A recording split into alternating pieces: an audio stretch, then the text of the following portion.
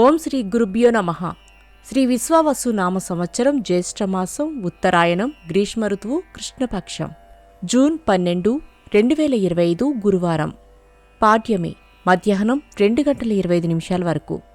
నక్షత్రం మూల రాత్రి 9:55 వరకు.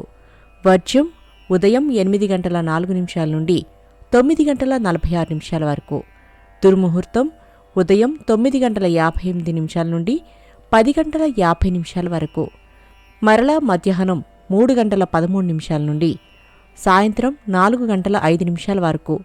రాహుకాలం మధ్యాహ్నం 1:30 నుండి 3 గంటల వరకు. ద్వాదశ రాశులవారు ఈరోజు చేసుకోవాల్సిన పూజలు. సరస్వతీదేవి అమ్మవారి శ్లోకాన్ని పఠించండి. విద్యార్థులు సరస్వతి హోమాన్ని జరిపించండి. సరస్వతి తిలకం ధరించండి. ద్వాదశ రాశులు. మేషరాశి. చిన్ననాటి మిత్రులను కలిసి కష్టసుఖాలను పంచుకుంటారు.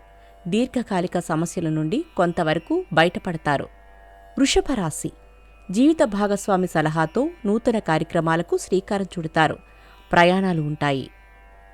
మిథున రాశి. మిత్రులతో అకారణంగా విభేదాలు ఏర్పడవచ్చు. వాహనాలు, స్థలాలు కొనుగోలు యత్నాలలో తొందరపాటు వద్దు. కర్కాటక రాశి. కాంట్రాక్టులు శ్రమ అనంతరం దక్కుతాయి. వృత్తి, వ్యాపారాలలో స్వల్ప లాభాలు పొందుతారు. సింహరాశి. మిత్రుల నుండి విలువైన సమాచారం అందుకుంటారు. దీర్ఘకాలిక సమస్యల నుండి బయటపడతారు. కన్యరాశి. ఏ పని తలపెట్టినా ఆటంకాలు ఎదురై చికాకు కలిగిస్తాయి. రుణ ఒత్తిడులు కొంతవరకు తీరుతాయి. తులారాశి. బంధువుల నుండి కీలక సమాచారం అందుకుంటారు. అంతర్గత శత్రువులు అధికమవుతారు. వృశ్చిక రాశి.